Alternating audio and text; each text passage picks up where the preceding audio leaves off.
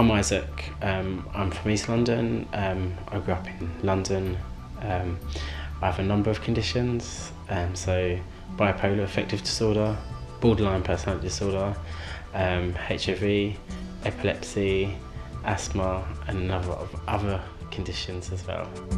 I decided to apply for a personal budget, and I thought about how would I use it as part of my recovery, and I decided to do a blog for disabled people to be seen in a positive light rather than not being able to do stuff such as leisure, that would be attending the gym. Although I'm disabled, I don't want to be not able to do stuff, so I definitely use my personal budget for personalisation and to do stuff that I want to do rather than maybe attending a day centre or doing a course that wouldn't really suit me. So I'll do a blog on the internet, and hopefully other people will talk about their experiences of fun things that disabled people do. Isaac is attending the gym on a regular basis, working through his programme, and hopefully he'll see the improvements and join our monthly membership. There's limited research on how exercise, what kind of impact it has on people who have HIV, but it does improve the level of their CD4 count, gives them more energy, improved self-esteem and confidence.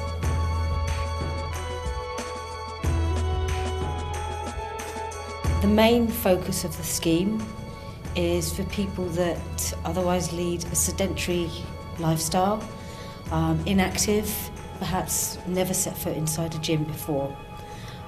They may have other conditions related to HIV, and they're our main focus. Ideally, we'd like to help everyone. Yeah, it's been about two years now. I was diagnosed.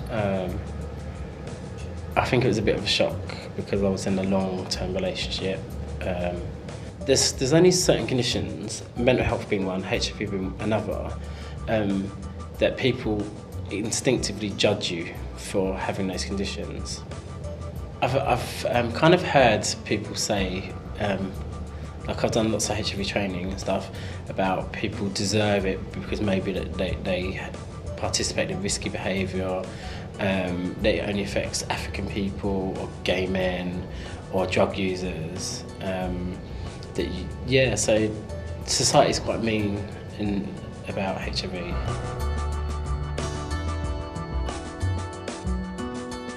I've got really good friends, but you know, you don't readily tell people about your status. I remember last year sitting there thinking, oh God, I wanted to kill myself. That I was probably had so many different conditions and my life was miserable. But I've met people in such worse positions than me, and they had such a positive attitude about life and stuff. It really, really inspired me to be quite comfortable with what has happened to me, quite comfortable with my life experience, and use it as a positive, not a negative. I realised that the sort of field that I would most likely end up working in would be like the disability field or the disability movement.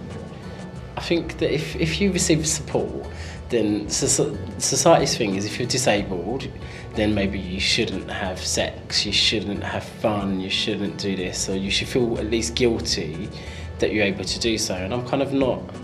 The people that I meet, they're just normal people with just a different label. Most of the stuff you can't see. Some of the people might be in a wheelchair, but it doesn't mean they don't want to go dancing or they don't want to go to a pub. They might have difficulties getting there or staying there or feeling comfortable, but they still want to do things that everybody else does.